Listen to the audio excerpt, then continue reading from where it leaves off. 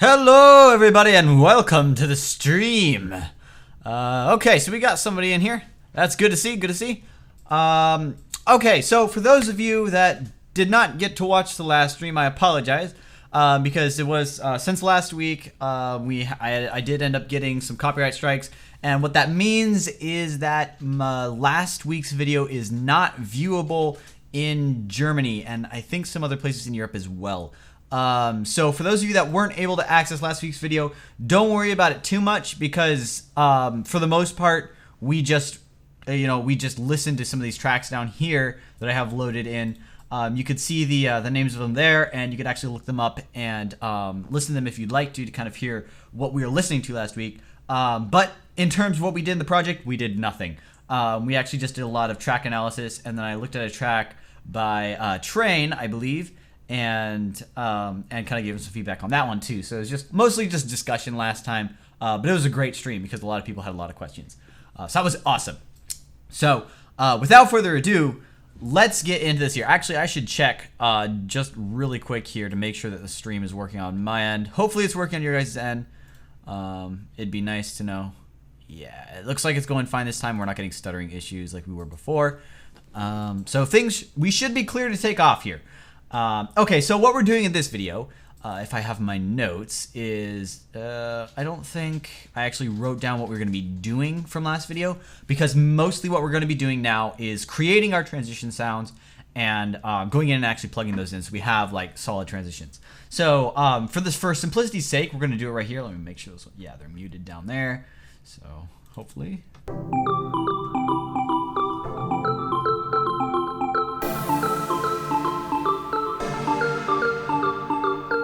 And this, no matter what I do, it always seems way too loud.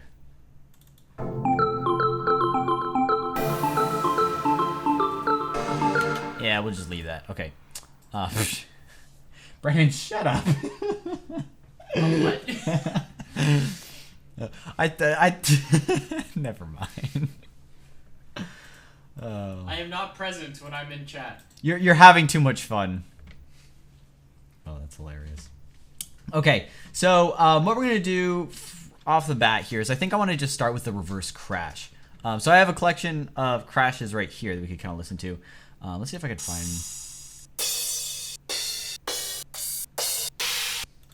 So these are the reverse ones. We're going to make a reverse crash, but other than that, we're actually going to be doing... we could be just pulling a reverse crash out, or we could get a regular crash and then reverse it. Kind of want to check drum samples because they have some crashes that... I think they have some crashes. Cymbals. Here we go. I don't remember.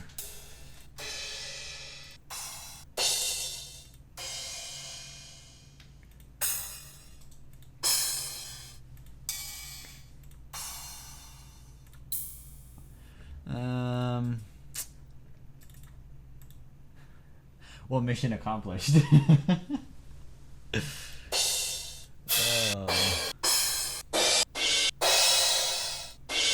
I kind of want like a really over-the-top crash sound.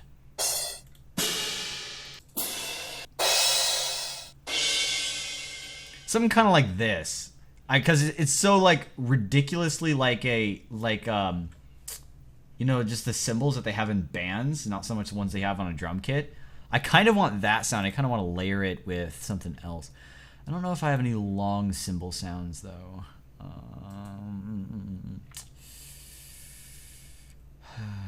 I need more samples. I need to actually. I think there's some packs I've been looking at to get. Where is that? Hardcore drums. There might be some in here. Work snares, claps, crash cymbals. There's some in here.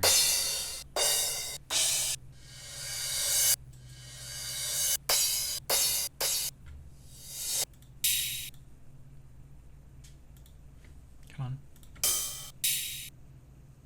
Ooh, I actually like the sound of this one. Thinking about it. So it'll do this really cool thing when we reverse them. You'll see. Actually, you know what? Let's do that right now. Just for the fun of it.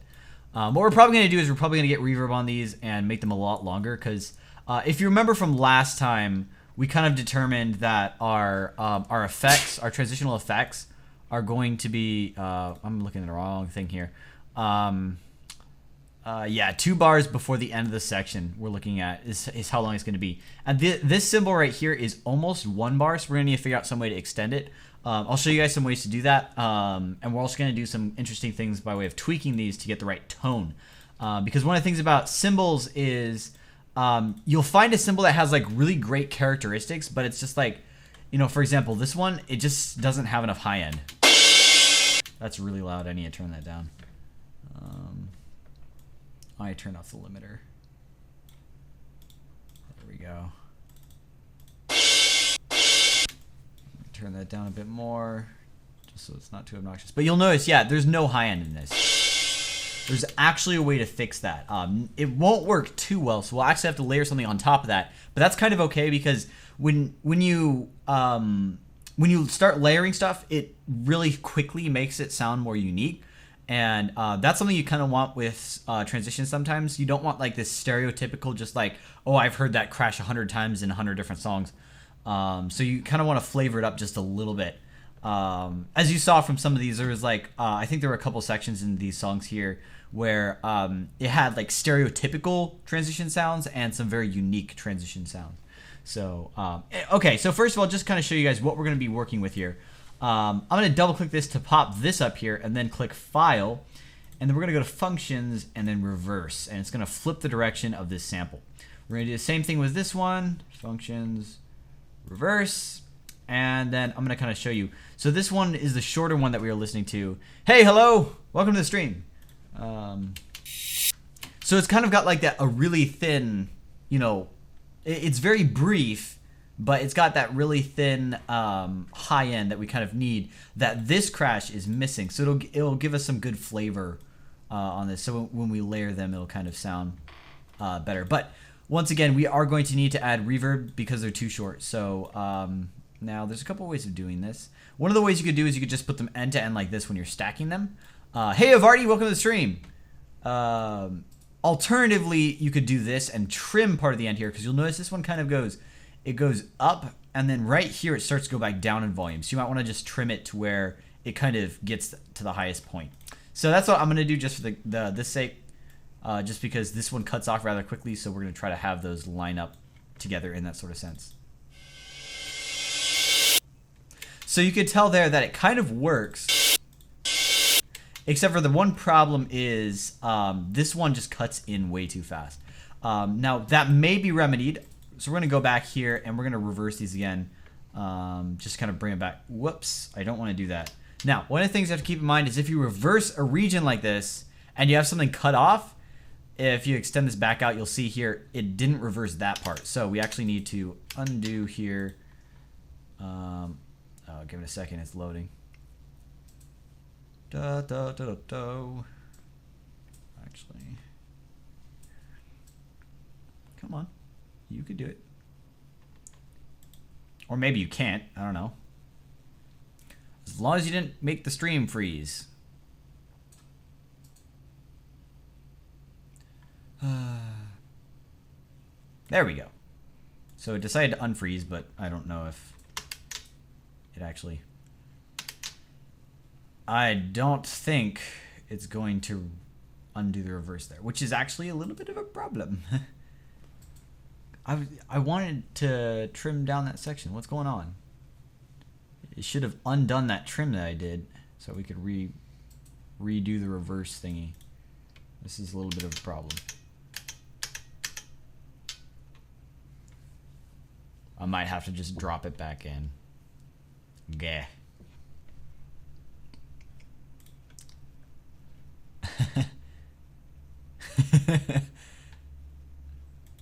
Hey Train, welcome to the stream. Things are broken right now. Okay, we're just gonna have to drop the Crash 5 back in. It doesn't like us. Danny, what's up? As long as you're not going like on a random tangent, sure. That's like distracting everybody, so. Oh, that's right. I do recall. There are people here that speak Dutch, and it confuses me every time. Crash 5. Where the heck was that? we're gonna go to dronesamples.org. Where be my crashes? I keep on getting lost today for some reason. Is it this one? Yeah, it was that one. I think. Yeah. Okay, so we have a crash back. And my goodness, my computer's running slowly today. Okay, so we'll flip this one back around. And I'll show you guys a cool... It's just a prank. Yeah. Good to know your life is fine.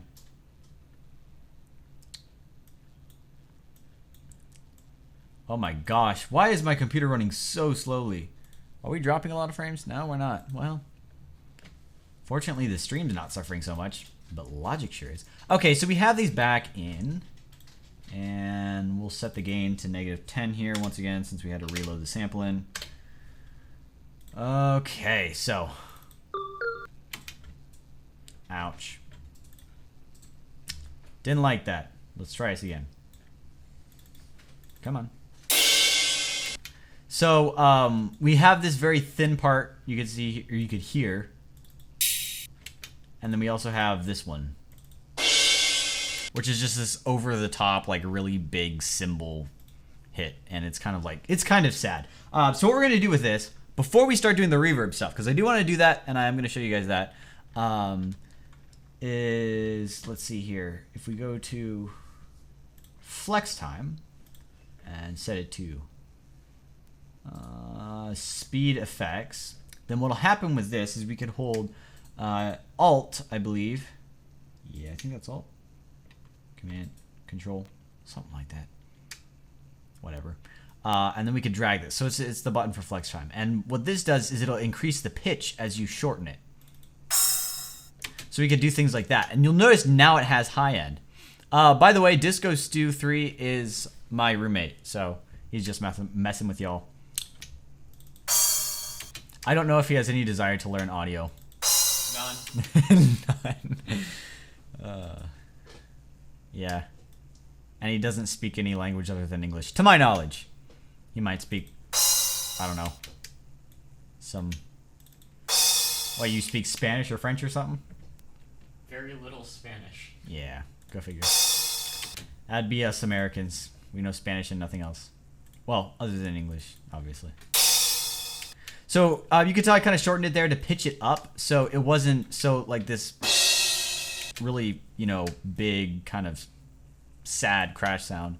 So we could just pitch it up a bit, and that'll kind of make it a little bit brighter. So now, keep in mind if you use one of the other flex time methods, like if you don't use speed, or I think Tempophone might do it as well. I'm not sure, but speed definitely is the one that will actually change the tone as you pitch it up and or as you make it shorter and longer, it'll pitch it up and down. So, so you want to make sure that you're using that, because if you actually go to one of the other ones, it'll just make the sample shorter or longer, and it'll add a lot of artifacts while doing that.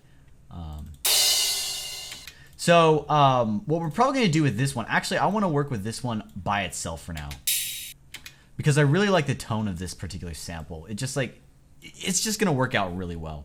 So what we'll do now is we're going to... So there's a few ways that we could actually go about making this longer. The first one is we could try to use flex time and just actually set it to monophonic here.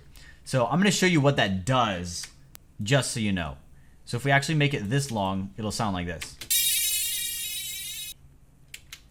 And that's, my dear friends, why you don't always use flex time to make things longer.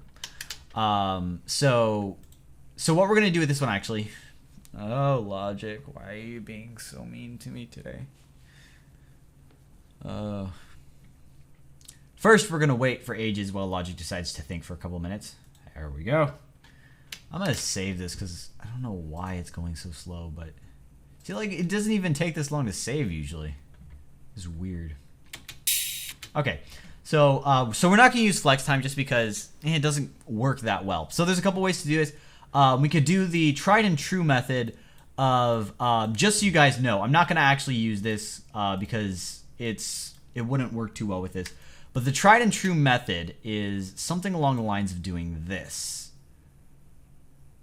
So we stick this in here, and then we get a crossfade tool, or we could just fade it up here. You know, I'm gonna switch to the crossfade tool because it'll be faster.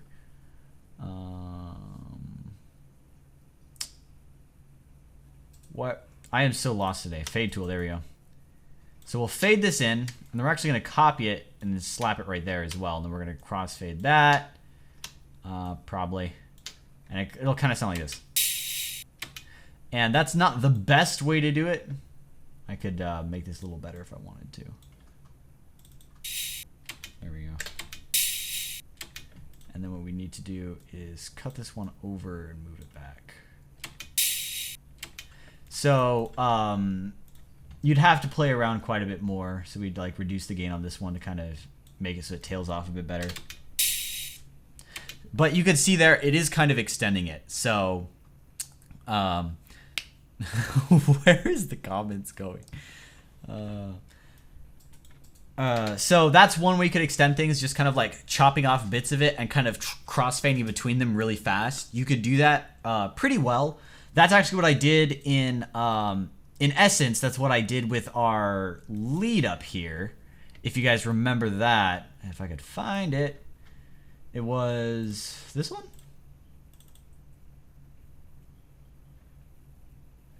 Oh my gosh.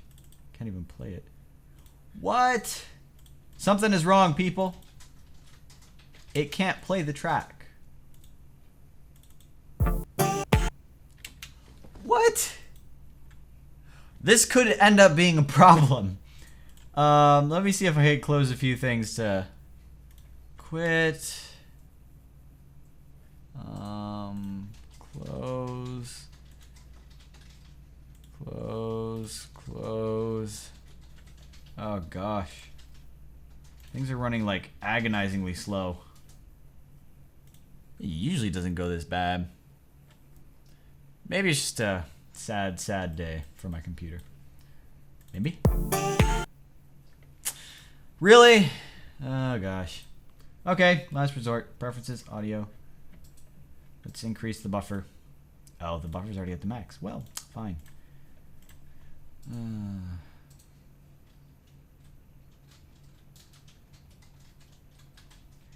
Yeah, this isn't looking good at all. Such a pity. We had so many people in here too.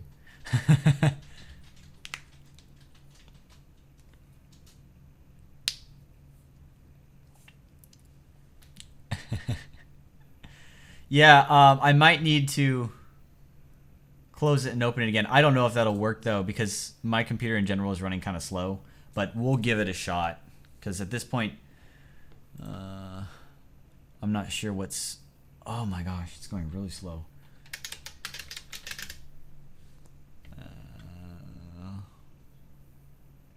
Activity monitor. Oh, wow. No. I didn't mean... Please don't... Oh, gosh. Don't do this to me. Okay, so what's our problem? Yeah, logic's not responding. Kernel task. Whatever the heck that is. CPU usage, OBS. I shouldn't be having this much of an issue. Oh, well, we'll find out. Let's see. Did that work? No, it did not. It's not going to play. This is really bad. Oh. There we go. So this, basically what it's doing is crossfading. And it's just getting one section. It's kind of looping a small section. It kind of sounds like it's crossfading between itself, basically. So that's how we got this to where we could have longer notes. And it just jumped us back there. But oh well. So that's one way to do it. Just kind of like crossfading between or looping a small section. That can work, and that can kind of extend the perceived length of something. But what we're going to do this time is, because this is an effect, we could actually do...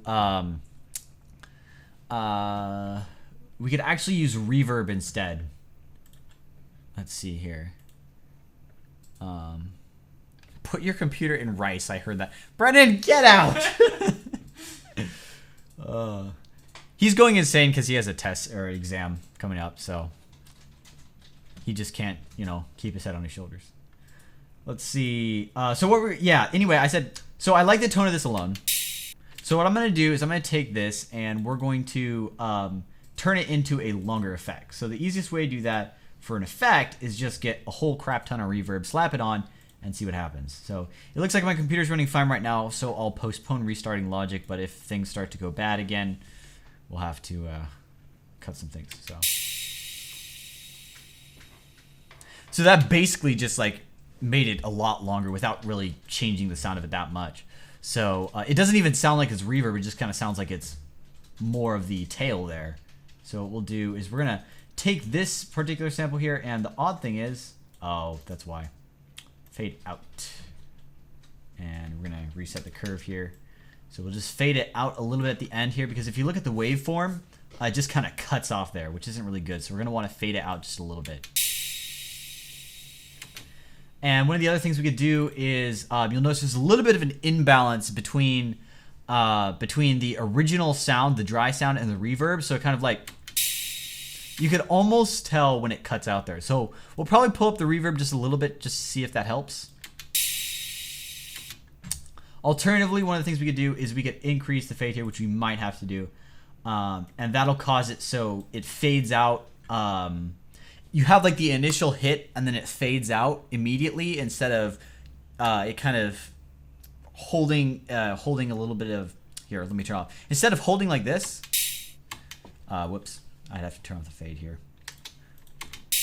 Instead of holding right there between like here and here, we're just gonna fade it out over that duration.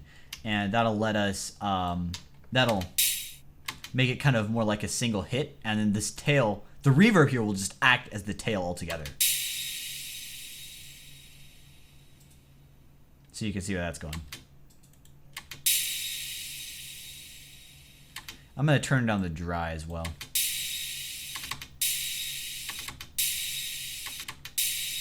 I like how that's going. So the tone is actually working for that pretty well with just the reverb working. And you can see there with that tail then it'll make it around 2 bars long. So it's fading out and then it gets pretty quiet by the time it hits there, to the point to where we could consider that, you know, being basically all that's left. So what we're gonna do now is we're gonna bounce this section here. Now there's a couple ways to do this. I'm just going to, I'll just bounce in place.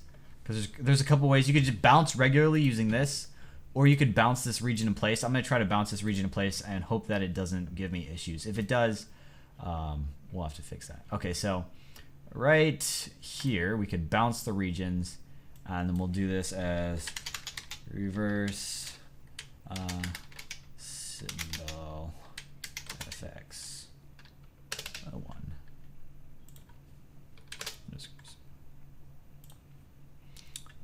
So we're going to do a new track, mute the original one because we won't need it after that. And then we'll want the audio tail, and we'll want the volume and pan animation. Sure. Normalize off. That sounds good. And we should be good. So hopefully. Okay, so it actually did. It ended up being, technically speaking, for all intents and purposes, it actually ended in 2 bars, which is actually perfect. So now what we could do is go to this, reverse it, and we have our cymbal effects. And one of the other things we'll probably do is we'll probably actually add a reverb or duplicate this and have a kind of like this. You know, I'll just do this. Watch this. This will be kind of cool. So, assuming my computer doesn't lag out and freeze.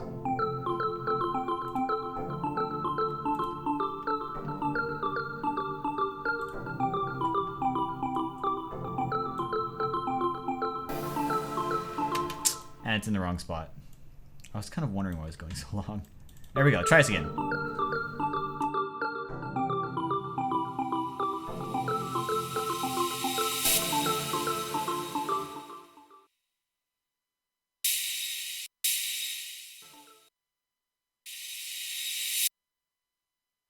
Okay, so that last part of it there is pretty harsh, so we're actually going to trim that.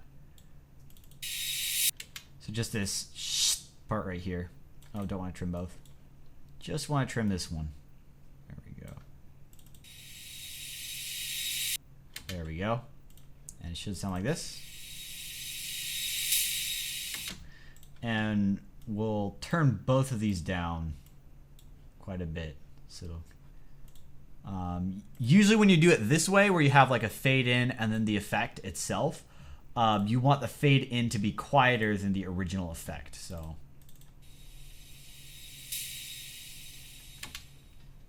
and now what we'd probably actually do for this one is we'd get a space designer here, and we'd actually have same reverb as before. You know what? Let me just copy the same reverb, except paste. The length is going to be a lot shorter because you don't want it to be quite as long for that impact there. So that's probably a little too short, but yeah. So, okay, so let's take a listen to this.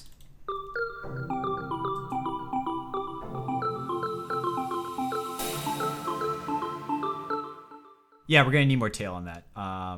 So, have you tried Ableton? And if so, what do you think about it? I have not tried Ableton. I know somebody who uses Ableton, so I gotta see a little bit of what it does. And to me, it kind of looks like if you like Logic, but you don't have a Mac, that's probably the one to go for, because Ableton is closer to Logic than FL Studio is. And I don't touch on Cubase or Reason that much. Reason's a whole beast in and of itself. It's kind of weird in terms of like the layout and everything. It's very, very different, very unique. So I don't really like to compare it to Logic and FL Studio because it's more like it's like a whole different workflow mentality.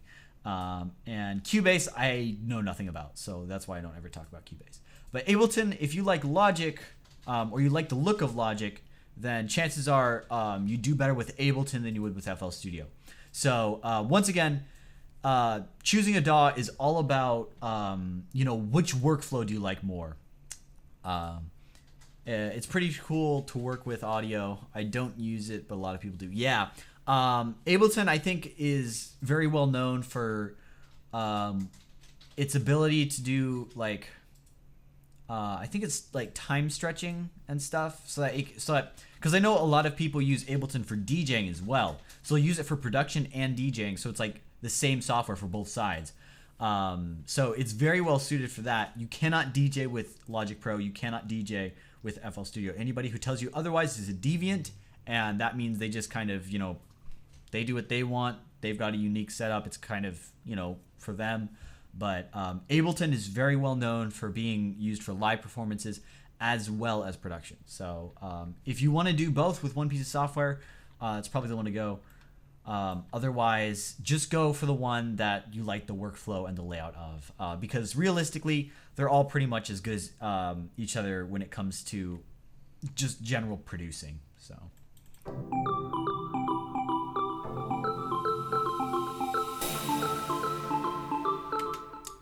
Okay, that's closer. So I don't know. We might be getting close to the original length there. Nah, we're not gonna hit that. So we'll probably hit like 3.25 for the length. Maybe.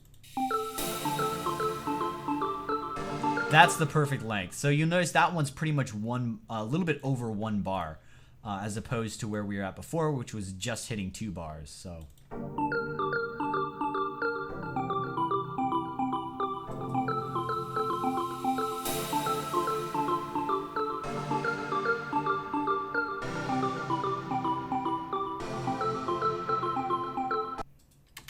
And then we have our freezing there.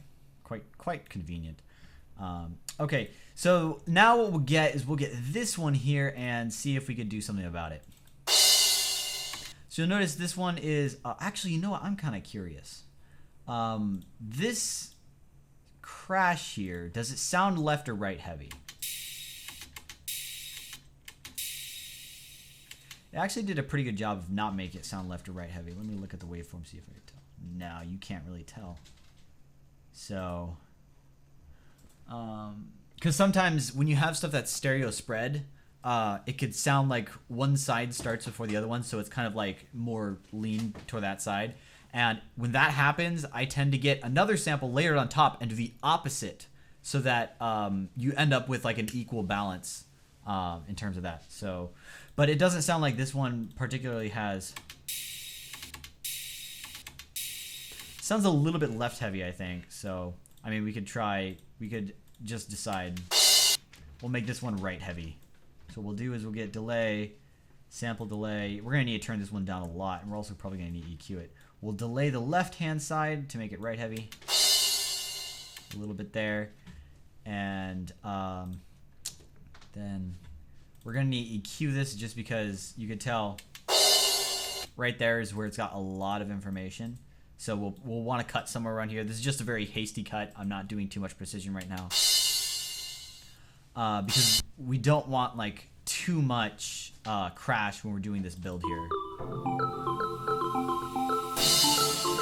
And then that is agonizingly loud.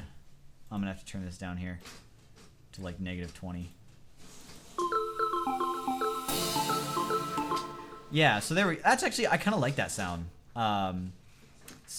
Okay, Train says, I think Logic in terms of price is a good option. If you want reverbs, noise sweeps to have on the bar, use Alchemy and an enveloper. Yeah, that sounds about right. Don't worry, man. Everybody has their days.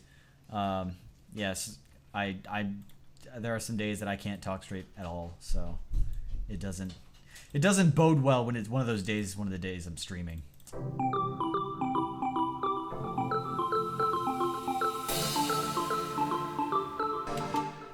And then what we'll do, because I'm curious, I actually want to get this Space Designer right here, our first long one, and put it on this crash. So, you know what I could actually do? If I pop up the mixer, I could go to the appropriate track that has it, and copy it over, and turn that on. There we go.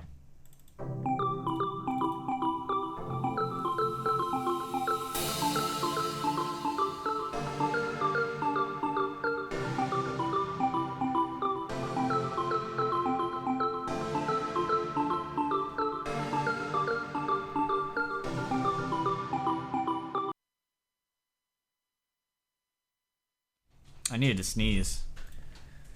Ugh. Okay, so yeah. Hey, if English is your second language, you do really good. Because quite frankly, for like the longest time, I would have had no idea that English was not your first language. So you do a great job. Okay, so my computer keeps freezing. Where does it keep freezing?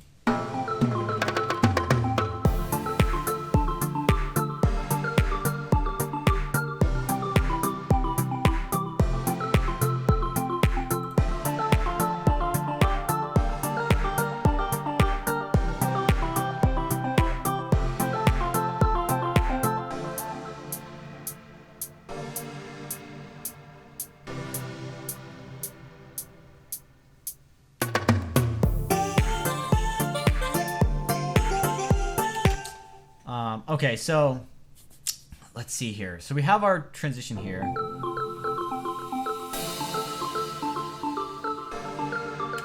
I kind of like that, but I'm going to try one more thing. So here's another very often used style of transition.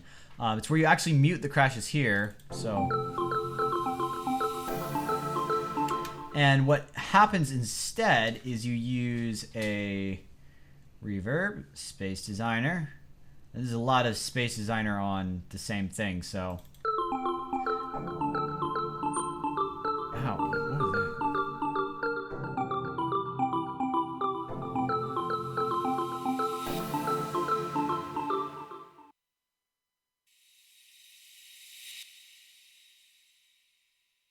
Okay, yeah, I'm gonna need to turn up the reverb and the volume level on that one.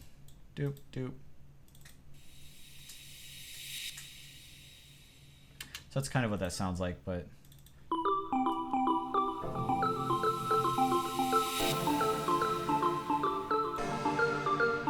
except we need to cut up the end that kind of does that shh sort of thing at the end.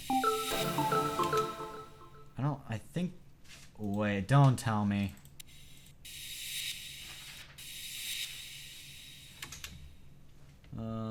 Here. Let me get this reverb. It could be actually this reverb causing it.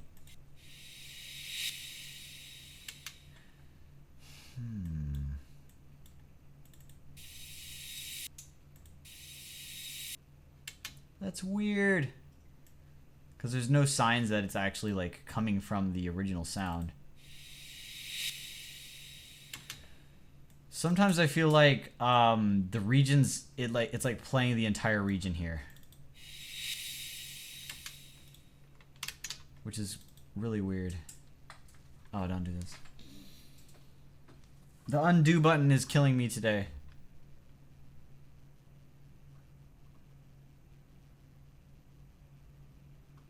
Come on. Yeah, that's weird, because it shouldn't be sounding like that. I'll try to EQ it out. I think it's like right there.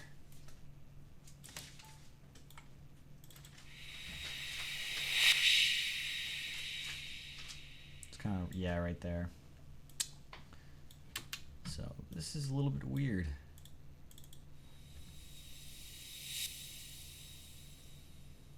Oh well, I give up. Just because I probably don't want to do this anyway, but we'll just do this here.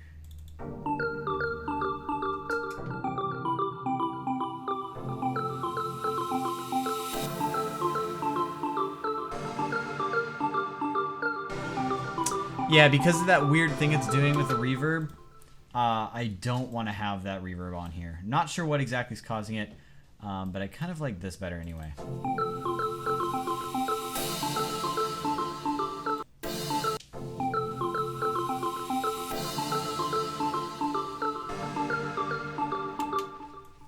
Now the question is...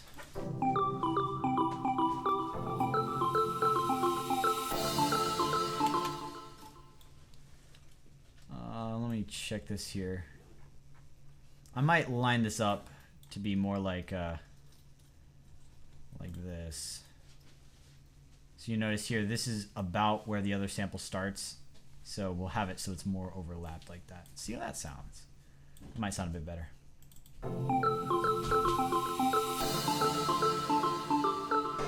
Yeah, I think that flows a bit better.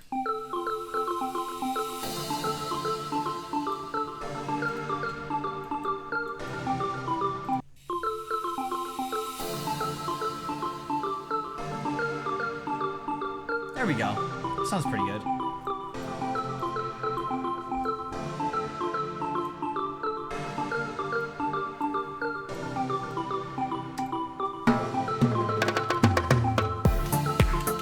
So now let's see how this effect works in this area. We might need to do a different effect for this area.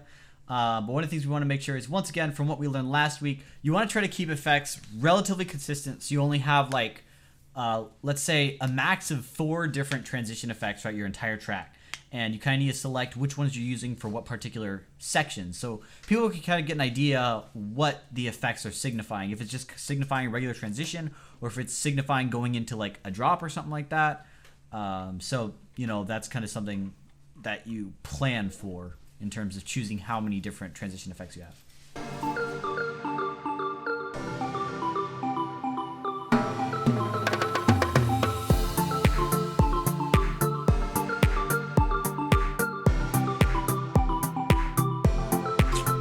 Now, I want to be creative and try to do something here.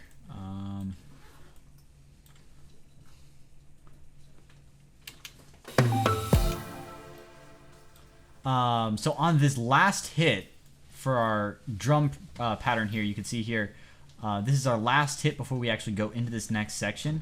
I am going to cut this, right, the build right there, and it'll give us a little bit of a gap. We'll see how that sounds. I think it might have a little bit of impact. Try that.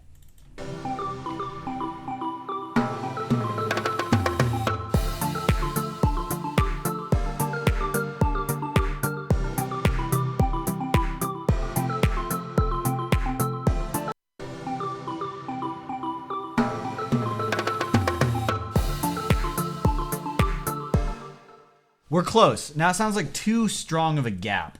So what I think I'll do instead is something else. Now I'm wary to hit undo because I think it'll screw me over if I do. So what we're going to do instead is take this region here, and with the crossfade tool, alternatively you could go up here and then use the fade out and just slide it up to there.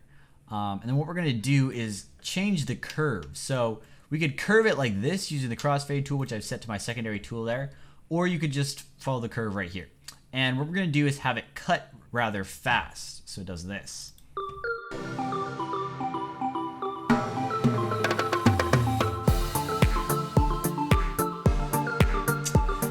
Now that kind of sounded awkward, so we'll try this instead. We're gonna have it end right there. Gonna bring this point to right here, and we're gonna have it cut more. So try that. So that way it actually like fades out, but relatively fast.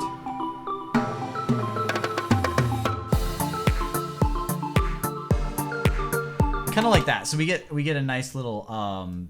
It's almost like a tail, but kind of not quite. So I'm just going to try to fine tune this a bit, see if we can get it to line up a little bit better.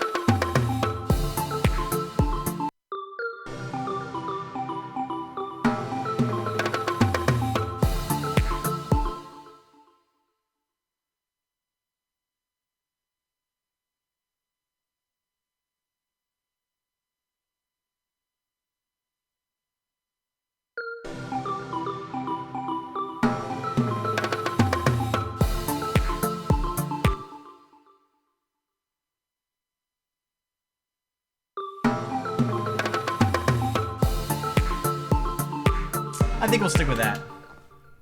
Let me play it back from a little bit further, see how well it flows. See the bigger scope. Okay. Save.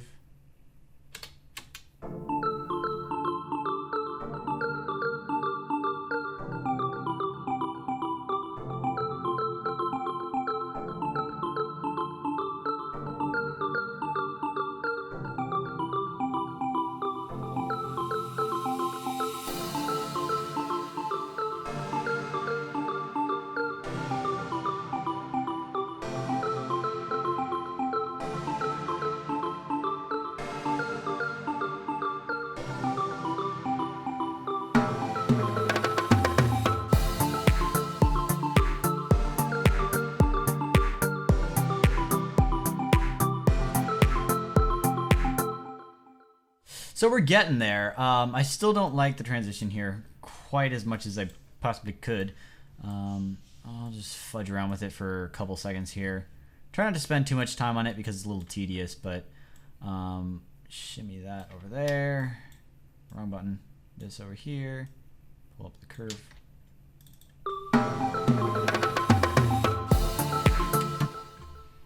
I think what we need is like a really short sort of. Come on. Try that. I think that works. Just having a tiny bit of a tail there. Let's hear that again.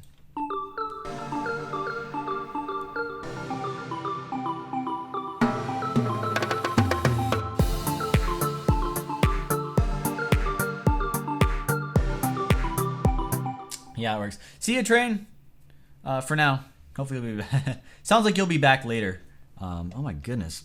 My voice is loud in my headphones. Okay, so... actually, you know what? I just realized... I'll do it later.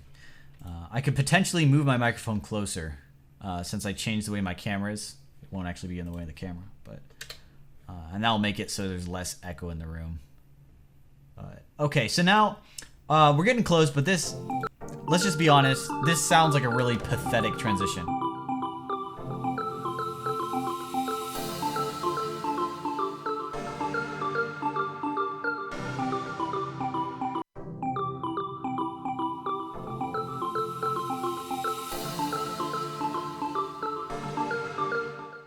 So what we're going to do is I'm going to do some automation on top of it just so we could have some fun. There's actually not a few things. There's a whole ton of things you could do. What I'm going to act like that. What I'm actually going to do is use a bandpass and see if I can have fun with that. Low cut, low shelf, high cut. Come on, your single band EQ doesn't have a... Well, darn. Okay, then we'll just do it this way. We'll use it filter, the auto filter, and we'll turn off all the auto. Oh, they changed the layout. How nice. Now I get to be lost. So we don't want the envelope doing anything. We don't want the LFO doing anything. We just want the filter to be a band pass here. And we're going to have fun with the resonance and cutoff as well. Envelope should have 0 effects. Spread. Whoops, that's the wrong button. Don't want any distortion for now. And what we should be able to do here is...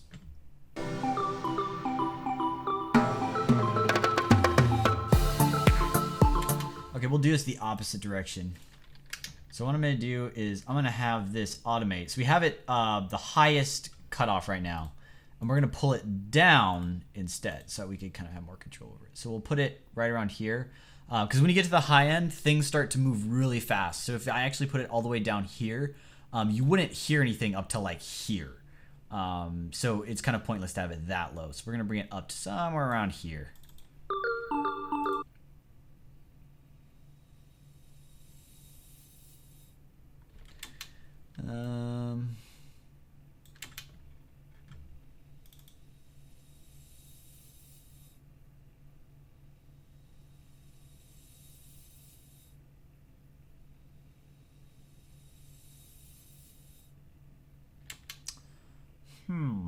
Try the...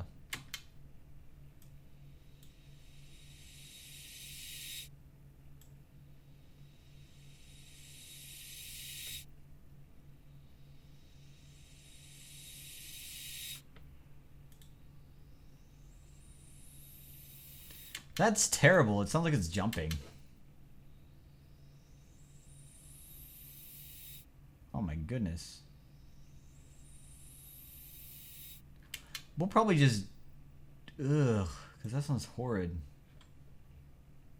I mean, I could have it modulated instead by the LFO. Well, we'll try that. Let's get rid of all the automation here. Because that's like... It sounds like it's jumping and this sounds horrible. So we'll try this. Pull up in the auto filter. We're going to have it go by the LFO. The LFO is going to go from there to, yeah, whatever. We're going to have the rate be 2 bars. And we're going to try to have it just go up.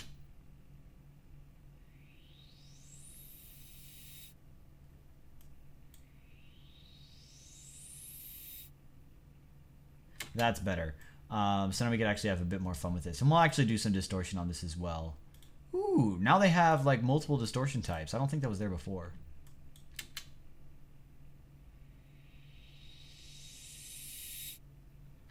Yeah, okay, so now we'll listen to this in the mix here so we could choose which one we like best.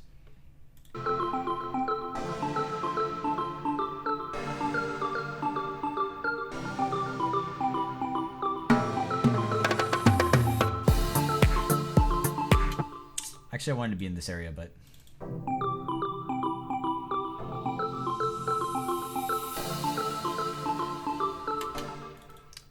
I don't know. We'll try the band pass. See how it sounds.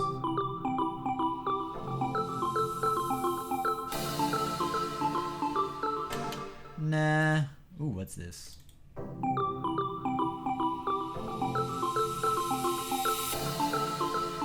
I think it's like a notch or something like that. So what we'd do is we'd put a lot of distortion beforehand and then just turn the main output down.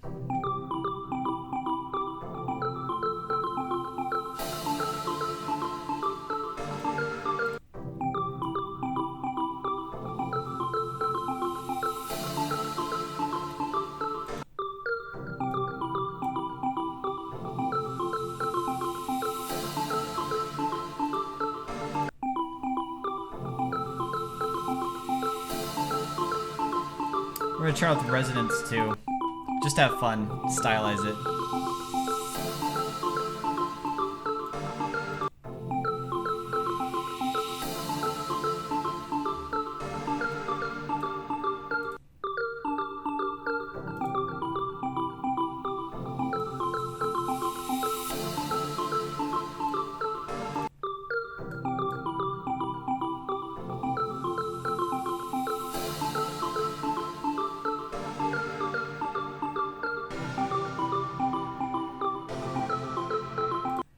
I kind of like that.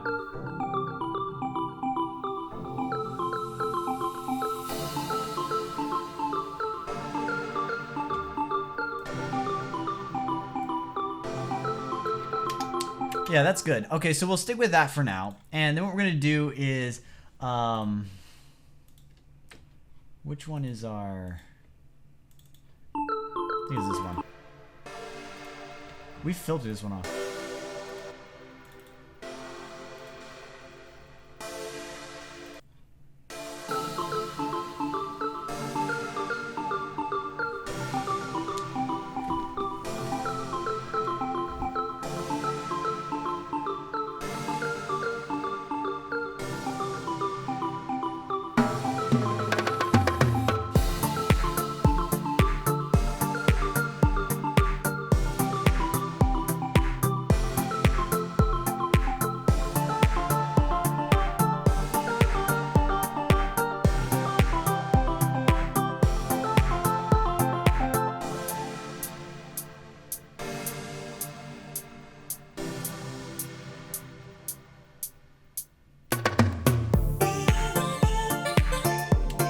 Okay, so I think the progression is going a bit better here. So now what I'm actually going to do here is I'm going to have some fun right now.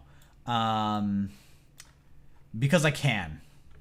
Not because I should. So we're going to save this. And we're going to go through and just find a interesting sample. Ooh, cowbell.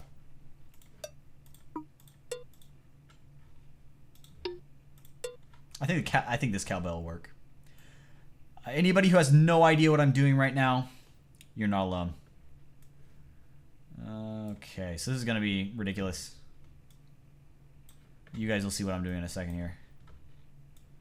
Okay, I don't know how well this won't work. So we're gonna pull this right here. I might need a longer cowbell.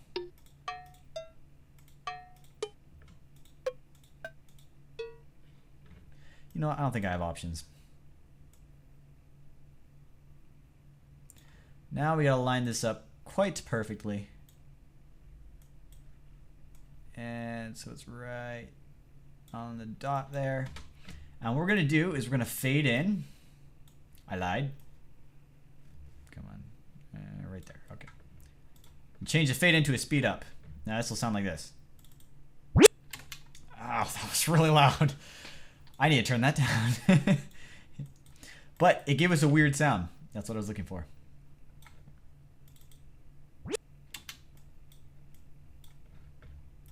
I have no idea how this is going to work. Or rather, oh man, I messed up the freaking gain. I want lower. Just freaking negative 30. That's what the gain will be. I don't know how this is going to work.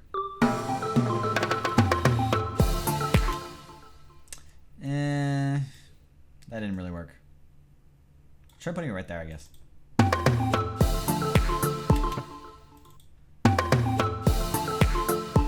That actually works. Now the weird thing is, I'll tell you why that works. And you probably can't hear it that easily. But what we have going on here is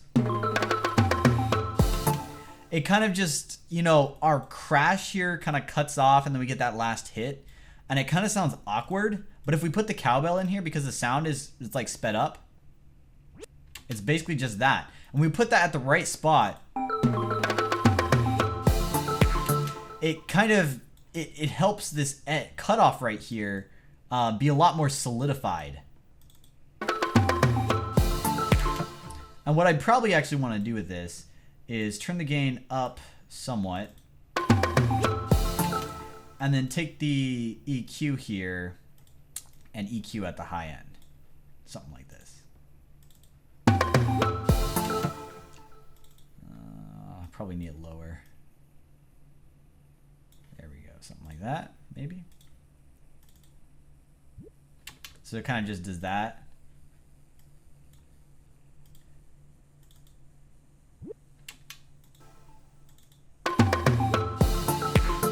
And it kind of just gives that vip part that really just helps it kind of cut better. But I don't know. I think I like it. I think I like it better without the filter. Yeah, it just kind of feels a bit better.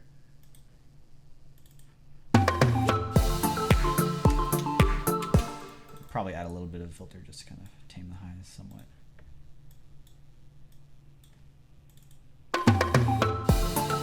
And then now we're going to go back to what I was trying to do and didn't end up working. We're going to find another sample. Just something that kind of has a tail and sounds weird. What's a kill drum sound like?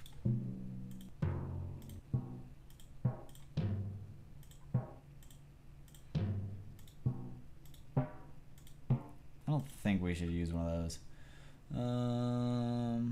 Rattles, no. Tambourines, maybe? Oh, I want to use a tambourine in this now.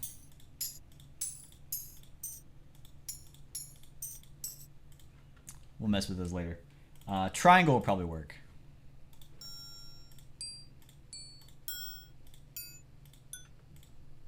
If they weren't so short.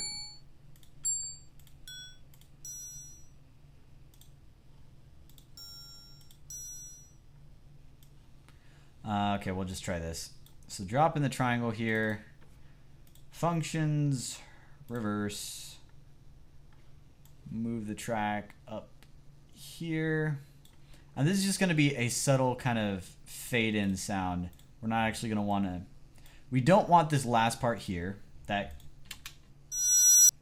We don't want that very harsh part at the end there that kind of brings it up. So we're just going to have this. And then we're going to take the gain and pull it all the way down. Not all the way, but mostly. And then what that'll do is give us this really interesting... Now you'll notice it's just like a sheen there, but what we could do then is take this region and then just fade it in. And fade that in there. And then what we'll want to do is filter off that harsh high end. And then we could turn the gain back up.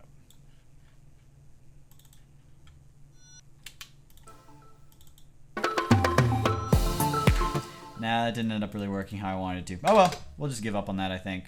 Because I kind of want to have something like fade in that area there, but nah, there's not too many good options. Now what I could do is, I've done this before, you just get the same sample and you fade it in over this area. So we take our fade here, bring it up to there,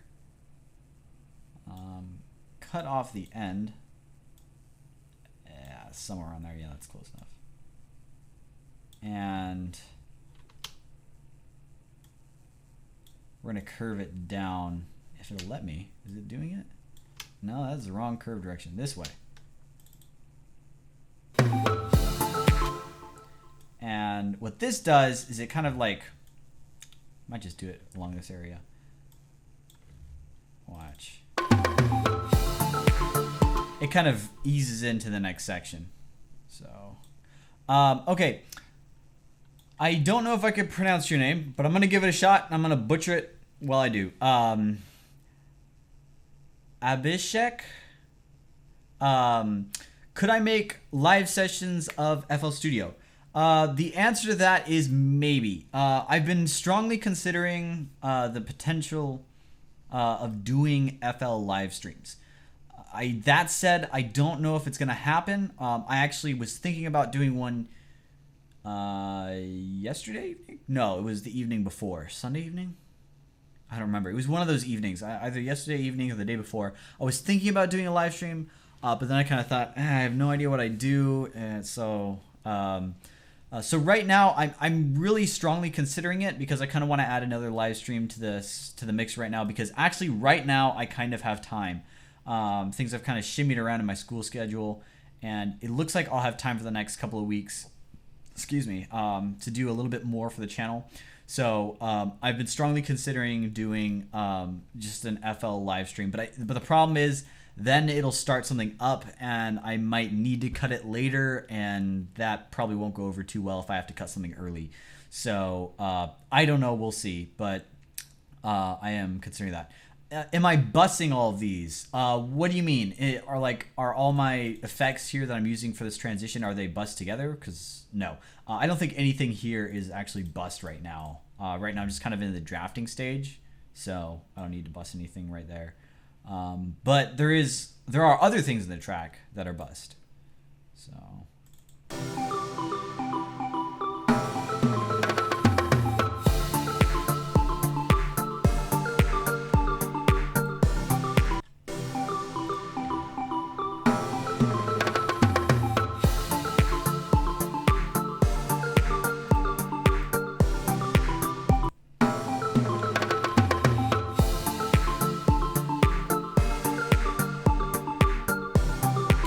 I actually really like that transition now. It's working out pretty darn good. Okay, so once again, listening from the beginning just to give us a little bit of a breather and to kind of just see the bigger picture, listen to how the track flows. And one of the things I do want to mention for those of you that are new to the stream, when I'm listening, typically during this stage, I'll be looking downwards, and the reason is because when you look at your DAW and you have all the things up, you could predict things by looking at it. So you want to do is you want to rely solely on your ears to just kind of tell you how is the track flowing, how is it progressing. Whereas if you look at your sections, you'll be like, okay, there's a transition coming up. Okay, there's that transition. And then you kind of like lose the focus on your ears, which is what everyone else is going to be doing. So I guess a potential remedy for that in our situation right here could be for me to do this.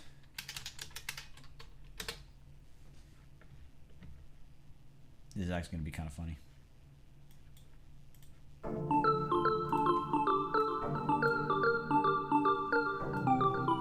There we go.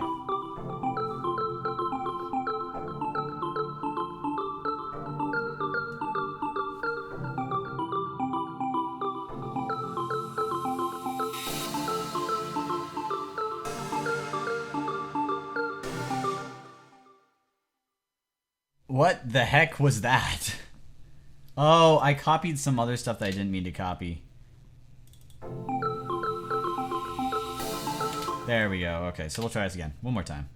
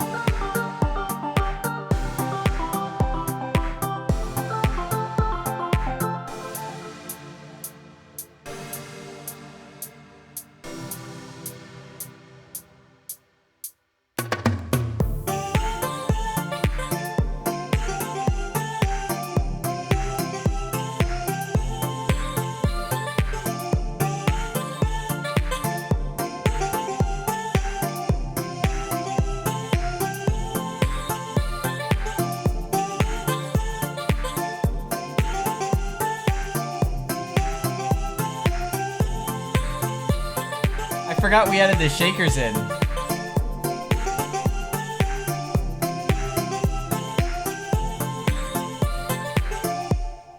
Okay, so a couple of questions from people coming in. First of all, hello to Shryans, I believe, and Raven DDD1, and Joey. No, Joey was here. I think you were here before. Yeah, because you asked me if I was busting the stuff. Yeah. So, but hello to all of you guys, and yes, I am making Tropical House. So it's kind of similar to ambient trance, kind of, if you want to think of it that way. But yeah, this is Tropical House. So we're having fun with this. Now, I lost my train of thought in terms of what I was going to work on next. Oh yeah, this transition here.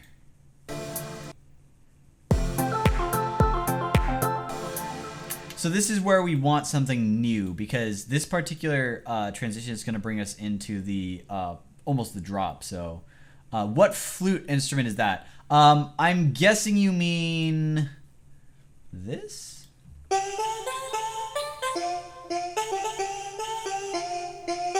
Is this what you're talking about, Joey? Let me know. Because there's some other sounds that are very fluty-ish. Yeah, that one.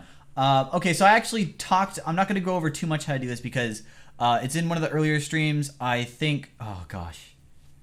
Can't remember which stream it was in. I want to say it was like stream 10 or something, like episode 10 of this series. I actually went over how to make this. I had like an epiphany at the end of one of those episodes. And I'm like, oh, we should use this and make a synth. But what we did is we got a vocal clip, which I probably won't be able to find around here. But I should, it shouldn't take me too long. Oh, no, wait, I have it at the top of the project, I think. Or did I delete it? I don't know anymore. Oh, here we go. Yeah. So we found a vocal clip called Carla Improv in the Apple Loop section, and we turned it into a synthesizer. So just kind of show you.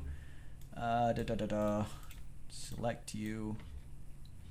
And we're going to zoom in here.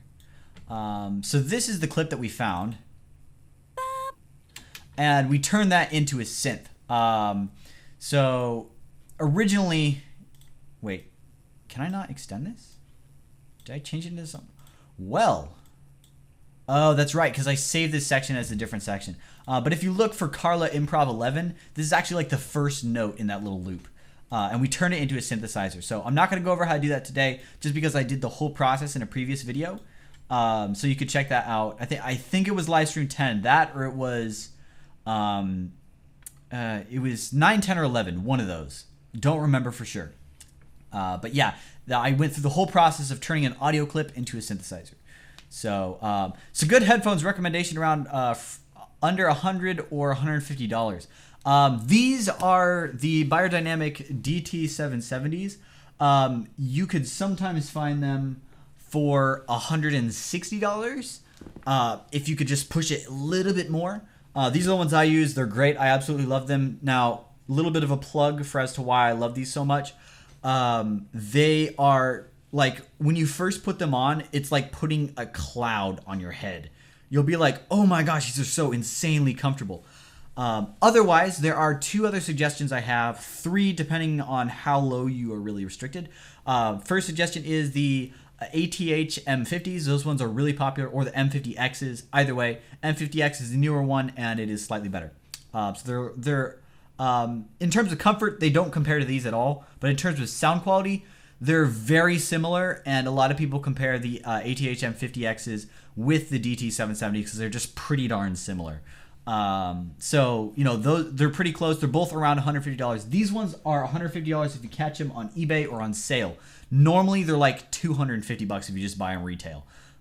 So just keep in mind, you could actually find them for a lot less if you keep an eye out. The other one is the AKG, I think it's the AKG 702s. Let me look this up really quick. AKG 702. I think these are the ones, because there's a couple AKG ones. Oh, it's the K702. And my G button's broken. There we go. K702. Nope, it's not the AKG K702. I don't remember which ones they are now, darn it.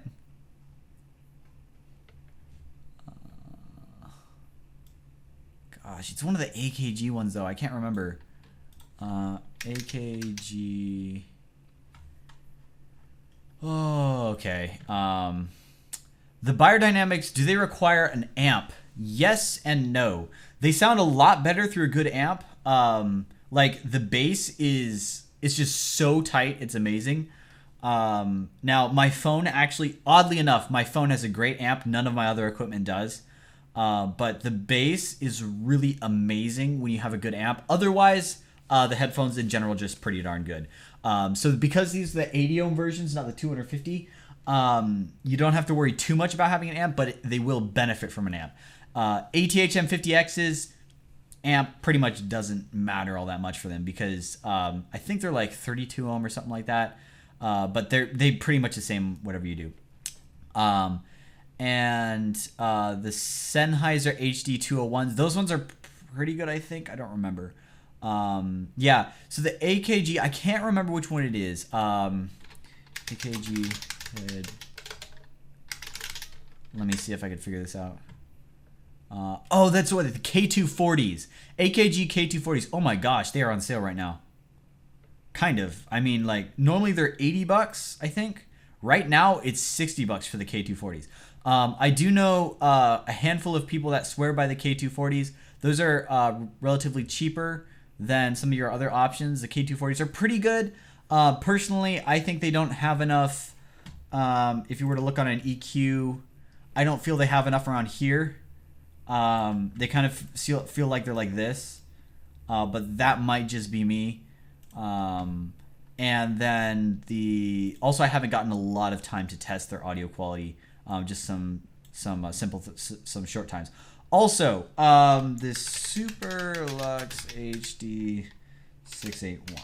Now I gotta show you guys this because I thought it was kind of interesting. So this is actually pretty cool here. So if you look at these, this is the K240s. They're $60, and this is what they look like. Keep in mind the design, everything, how they got like the little circles there.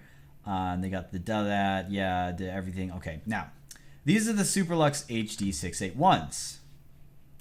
Let me pull up this image. And they're pretty darn similar in terms of design. Now, from what I've heard, the sound quality is actually pretty darn similar as well. This is I got a pair of these for my brothers because I just want to try them out. So if you are really on a tight budget for good headphones, big suggestion here. Take the Superlux HD 681s. They are amazing for the price. Now, I'm not going to say they're like flat out amazing and everyone should buy these. If you are like really on a budget and you just want decent headphones at work, get these. They're freaking $30.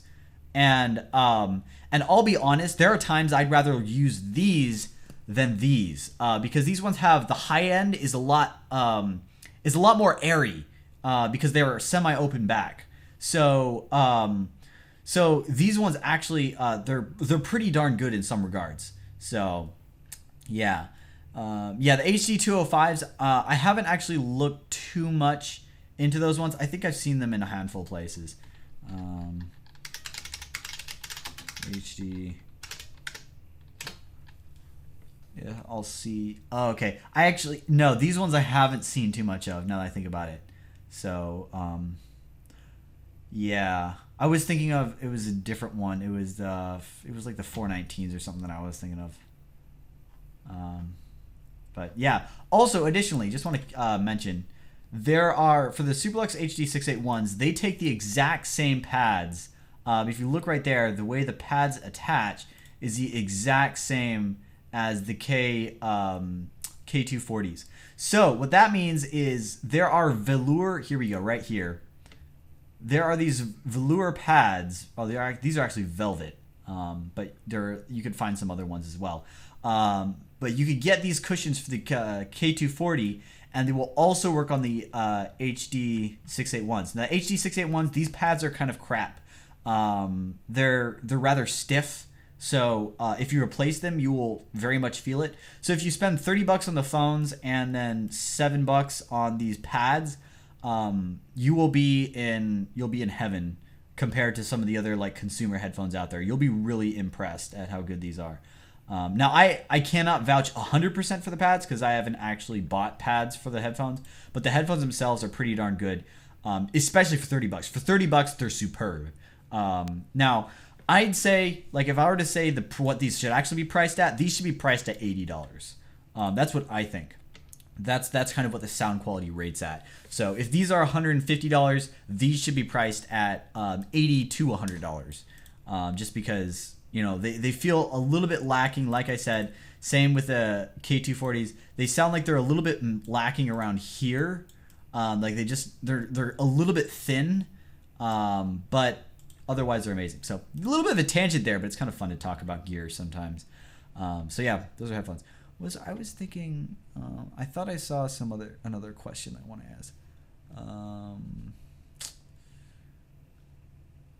DJ Snake, Tropic House is I haven't heard DJ Snake. I'll have to check out something later.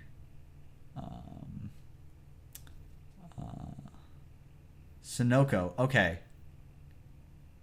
I'll try to keep that in mind. It won't be too hard, or it will be a little hard for me to remember, because I'm terrible with names. But I'll try to remember Sunoco. Yeah. So okay, I think I didn't miss any. What time does the stream start? The stream starts at 11 o'clock Pacific time on Tuesdays, and usually it ends about an hour and a half after that.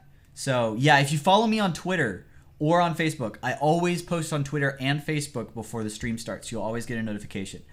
I have not heard a DJ Snake track. I might have actually, I just wouldn't know it by name because I listen to a lot of stuff, but I'm not necessarily paying attention to what I'm listening to and names and stuff. So, yeah. If you are if you're new to producing and you're not sure, how much you want to invest in it financially, then definitely get the Superlux HD 681s because those are just, they're really more than worth your money. And it's just, they're freaking cheaper than a lot of the other consumer headphones out there. So yeah, those ones are good ones, and they're definitely good to start with when you're just like, I need something that sounds decent for production and will kind of get me a good idea of, what I'm working with. But I don't want to spend like $150 just to get headphones. So it's actually a great idea. Like, my suggestion is get the Superlux HD 681s when you're just starting. So that way you have something decent to work on. Then save up, and instead of buying expensive headphones, buy monitors. That's what my strong suggestion would be. Because you'll find once you switch to monitors, you'll find there's like, it's really hard to go back just because it is so different and it is so much better to work on monitors. But I'm not going to go into a discussion about monitors because that's a long discussion. And there's a lot of, preferences involved, but I love my monitors. They're my best friends. I feel so sad whenever I go back to hang out with my family, down in Turlock, and they don't have any reasonable speakers. So whenever I want to play music, they're coming out of crappy, laptop speakers. And oh my gosh, it's so painful. So, yeah. The K430s, I've never heard of those. Let me look. K430. Because sometimes you could actually look at headphones and tell the quality by looking at them. Oh, yeah, you wouldn't want to be using those for production.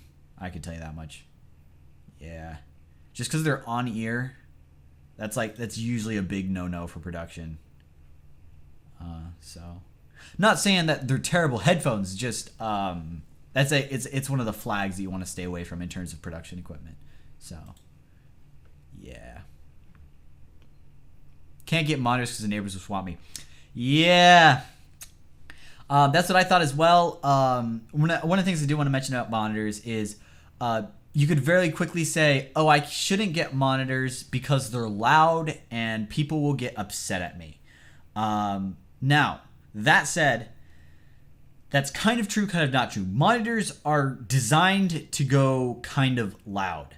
But at the same time, if you actually get a pair of monitors and run them at a low volume level that is actually the same level as what you'd run your computer speakers at normally, then realistically, you'll actually still be able to do a really good job with your mix there, and it still will be worth the money for the monitors. What a lot of mix engineers will actually do is they'll turn down their monitors to a very, very low level, so it's like extremely low, and they'll mix like that or check their mixes like that, because that's actually one of the ways that you could pick out the overall thing. Like when you have imbalanced volume levels, that'll show up a lot more when it's quiet, and you have like some track is louder than another track when it shouldn't be. That shows up a lot when it's quiet. So you'll actually, just because you have monitors doesn't mean you need to run them at a loud volume level. That's one of the things that I've learned, that because at first I was like, well, I can't get monitors because I have a lot of little siblings that nap often. So there's like 2 or 3 hours of the day that I actually can use the monitors. But that I ended up getting monitors like right before I moved out, and yeah, I found that while it's great to run them at a loud level, you could completely do it at a lower level as well, and they will still sound great. So, yeah. Strongly suggest monitors, even if you feel like, you shouldn't get them because you'll disrupt someone.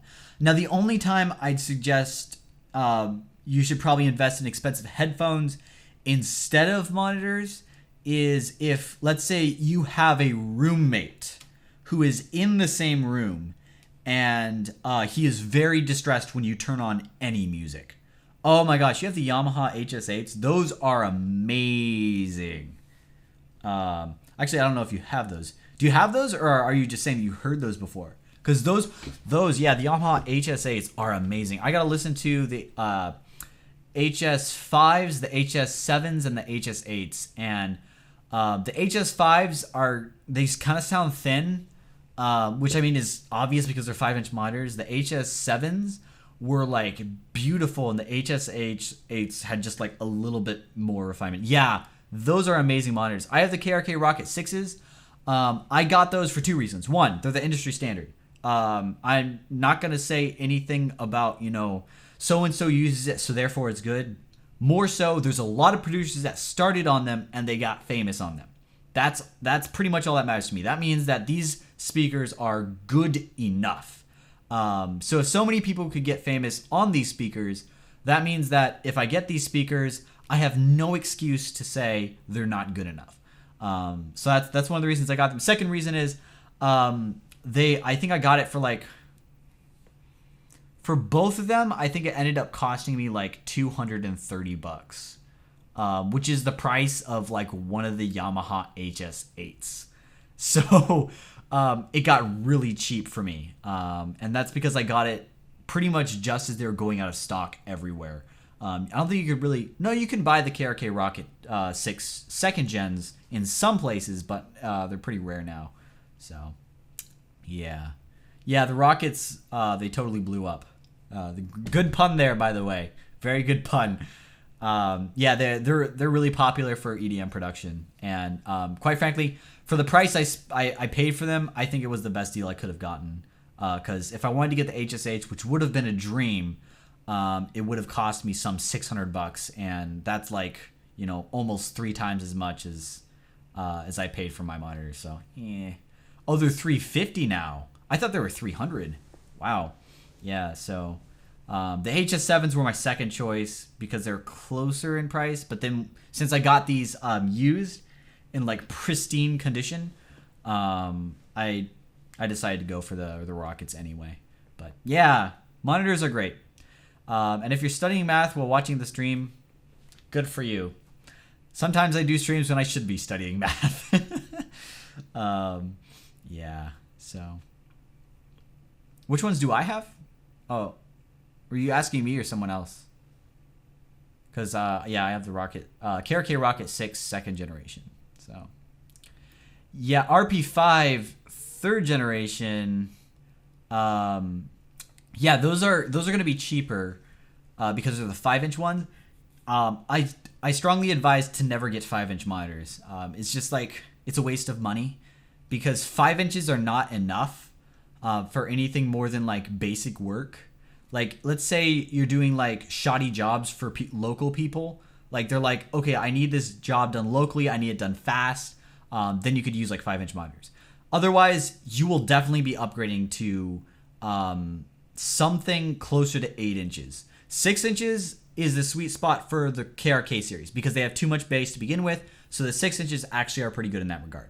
Other monitors, you want something like 7 or 8 inches, just because. Mackeys. I've heard a lot of good stuff about Mackeys. Never listened to them, unfortunately. And there was, I think Genelec I've heard a lot of good stuff about as well. So, yeah. So, yeah, for the KRK series, the pretty much like the Rocket 6 is the only one worth getting. Because the 8 inches just have way too much bass, and the 5 inches don't have enough. So, yeah. The 6, yeah. The KRK Rocket 6s usually run for about $200 each, so I wouldn't call that a good deal. However, if you could get a pair for like $300 or like $250 or something, then you're getting an amazing deal. So yeah, the KRK Rocket 6s tend to be a little bit cheaper just because KRK, to be honest, not many of their other monitors are bought by a lot of people. Most other studios go for things like the Yamahas or things along those lines. So pretty much their that kind of pushes the price of their products down a little bit. So the Rocket 6s are the ones to go for. $200 per speaker is the running price most of the time. But if you could find them cheaper on eBay or something like that, I actually found mine used on B&H Photo Video. I don't know if they have any right now, but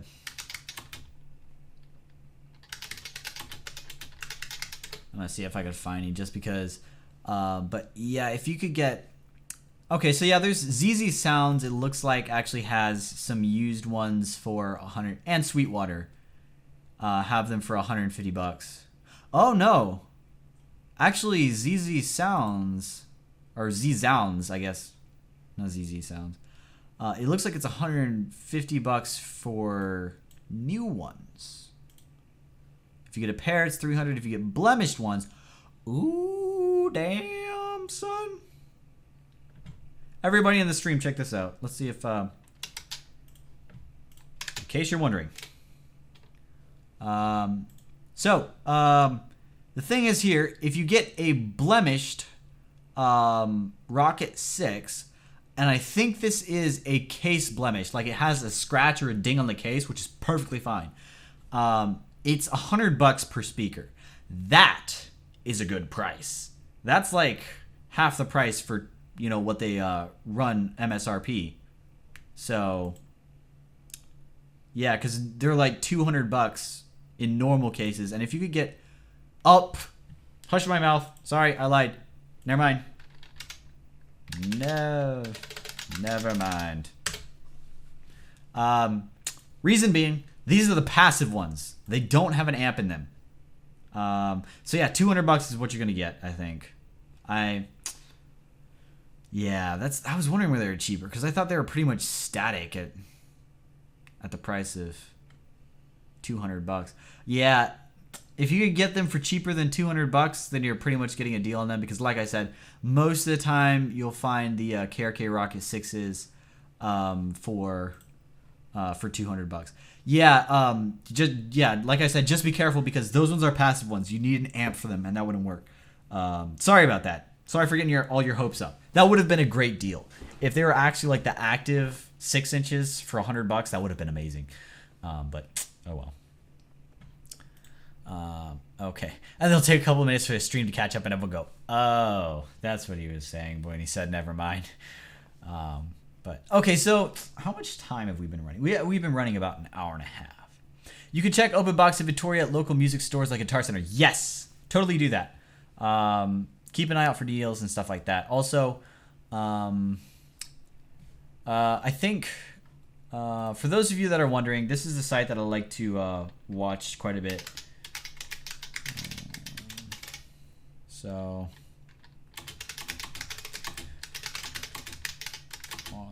for use on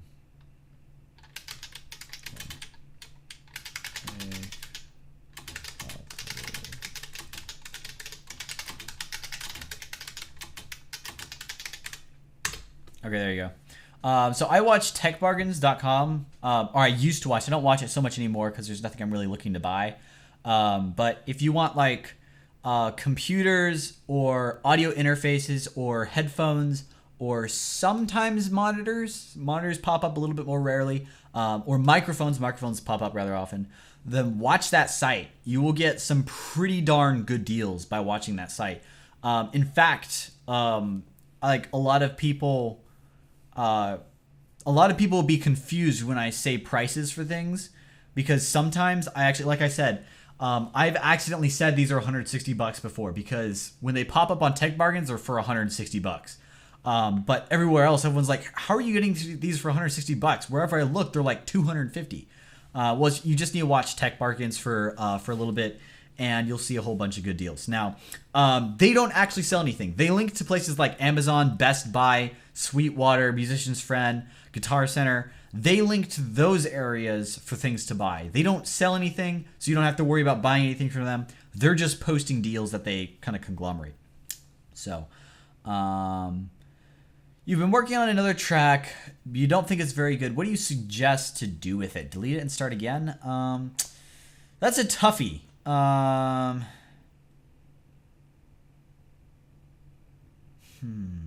don't know if I should do this right now. Because I kind of have file open recent. Which one was it? Think back. Oh, I can show you guys this one. We're going to save. Yeah. So this is a track my sister kind of asked for, and it ended up turning into something completely different. And I don't know what I'm going to do with it. And I kind of wanted to showcase it with you guys and just kind of show you, because it is kind of an interesting track. And if this loads, that'd be nice. I'd really appreciate that. Oh, there we go. It's loading. So, and at the same time, I will answer your question here, but I just kind of want to play this back first because it'll give you a little bit of insight into what I do. So here we go.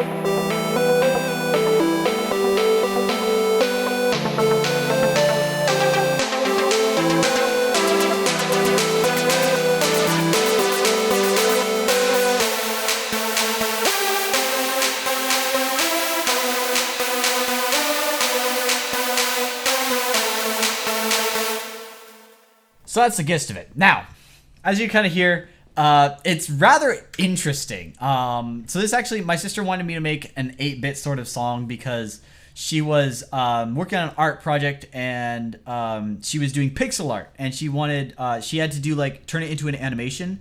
So she asked for me to do music for it, and I was like, you know what? I'll give it a shot. I kind of like to try. Didn't end up working though because it started to turn into Electro House. But I kind of like the tone. So the problem is, I'm stuck with this track right now. It's kind of a dead end because I don't know what to do with it. So what I tend to do when I get stuck on a track and I have no idea what I'm going to do with it is exactly what Joey said.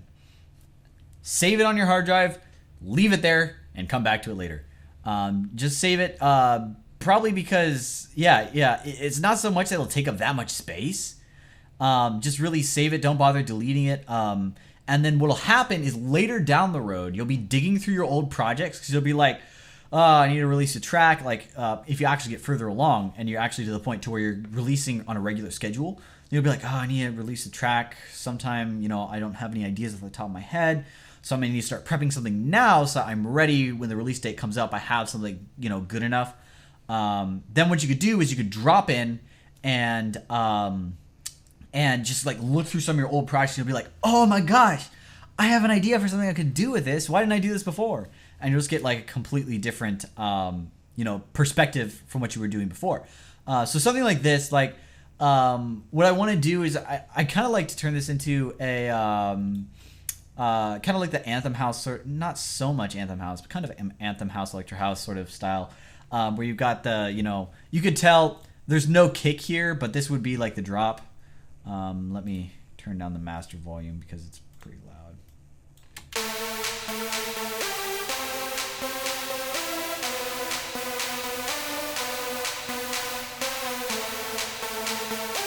So that would be the drop. But it's like at this point, I really don't want to work on this right now because it kind of feels like I'd be forcing progress on it.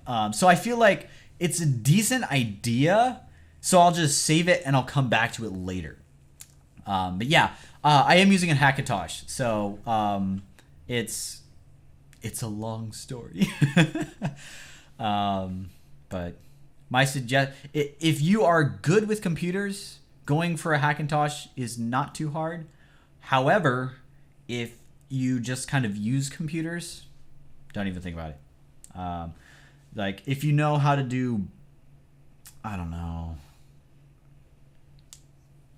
It's hard to say, but making a Hackintosh gets you a lot more performance for your money, but it's kind of tough. So yeah, okay. You only have 500 gigs, so you don't have that much space to keep a project for a long time. I don't know. I guess then you could sit down and stop and say, is this a good idea? Is this an idea that if I came back to it, I'd be able to take something from it? And if the answer is yes, then go ahead. Just go ahead and save it, and it'll be worth it in the long run. If you're looking at it and you're like, you know what, this is just kind of crap, like totally, there's nothing good about it, then feel free to delete it. Because I know there's some projects that I've made and I've gone back to, and I've still felt that they were crap. So yeah, and I don't know. There is this other project that I'm working on as well.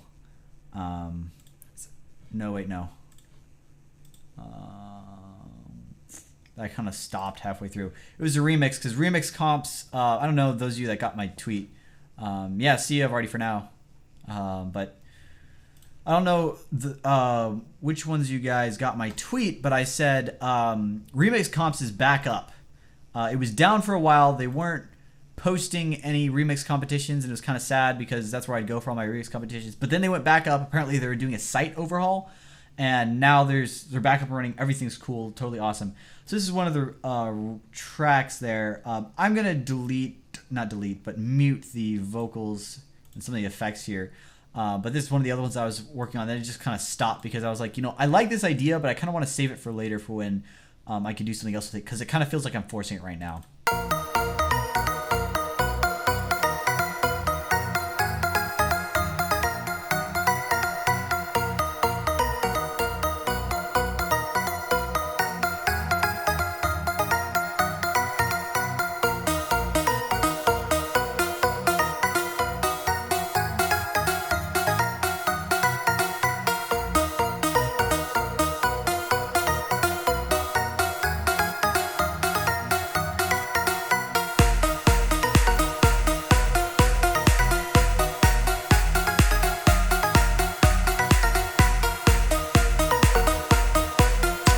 And this is about where I started feeling like I was forcing it.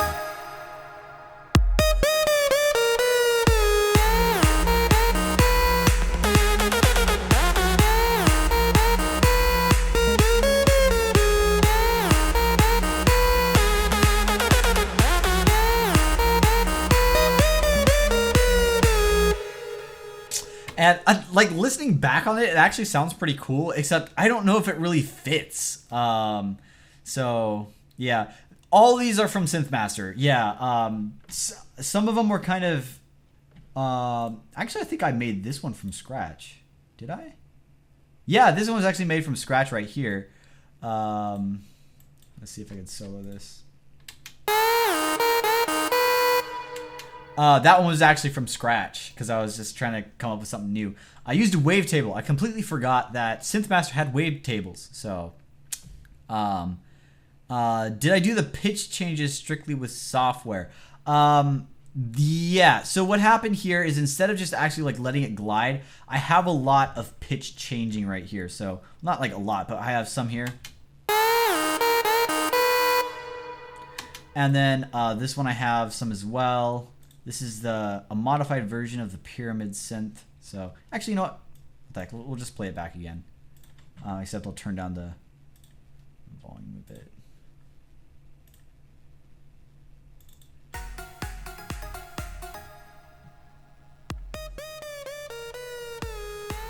So I had a lot of pitch there. So that one just kind of has that dive.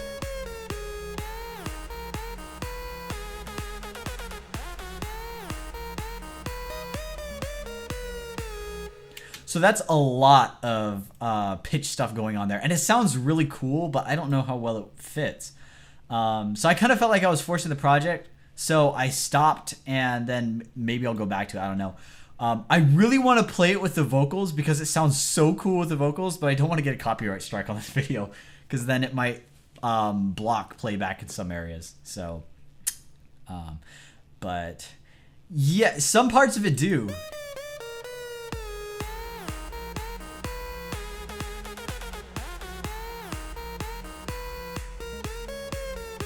Yeah, like right here, really sounds like Spaceman.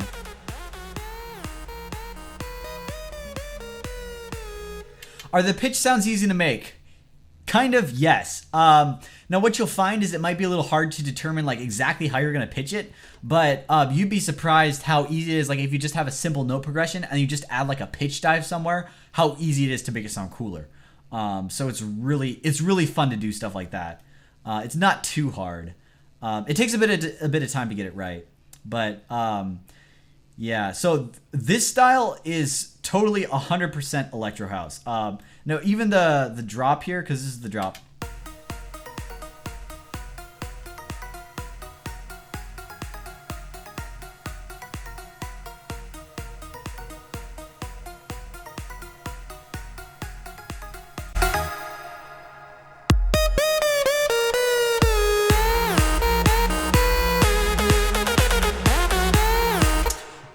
Do you have to make the semitones correct? Now, actually, what you'll notice with these ones is I just went all the way down. All the way down, all the way down, all the way down, same pitch layout. It's the same pitch layout for these ones, but it's got like different notes, kind of. So you'll notice I switched synthesizers. And then this one here, it goes all the way down, all the way down, all the way down, and then it goes all the way up for one of them. So... oh, actually, this one not so much. Never mind. So this is like. So I didn't want this one to go all the way down. I just wanted to kind of like dive down a little bit. So really, don't worry too much about getting it pitch perfect because you'll find out when you don't have things pitch perfect if you're doing electro house. Now that's like that's what this style is here with all the pitching.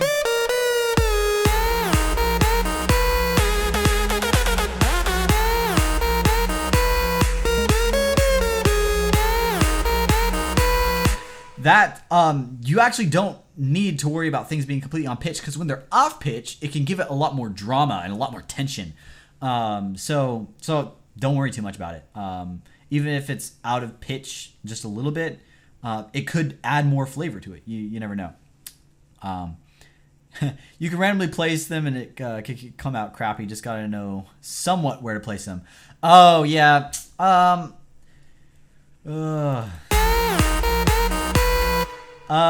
It kind of goes by intuition, I guess, for a lot of them. Because like this is the first note. I wanted to kind of pitch in, so it goes from the bottom up. And then it slides down with these ones. So that's how it actually slides between those two notes. Whew. And then this one here, I wanted this one to pitch up as well, so I just pitched it up. Usually what you're going to be doing is you're going to be pitching up at the beginning of notes or pitching down at the end of notes. That's, obviously there's changes to that. Like this one I pitched down at the beginning of the note. But yeah, you could do kind of stuff. Martin Garrix kind of did make some of those pitch bend moves famous in some ways. I mean, some of the tracks he did were really cool in that regard. But he's not the only one to have done that. There's a whole bunch of other ones. But I really like how this part sounds. It's just like so. That's like I've been wanting to get that sort of tone for the longest time, and I finally did. But yeah, even still, when I was making this, even though it sounds kind of cool, I was like, at the time, I felt like I was forcing it. So I just decided to stop and drop it for now, and then go back. Oh, hi, I've already back. Welcome back. Sorry, I missed that. I was talking too much. So yeah, don't have to worry too much about semitones. Not at all.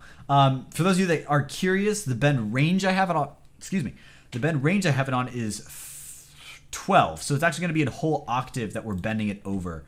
And you could do things however you want. I found actually this one here. This one's only got a bend range of 2. And what about this last one here? This one probably has bend range 2. So these two have a bend range of 2.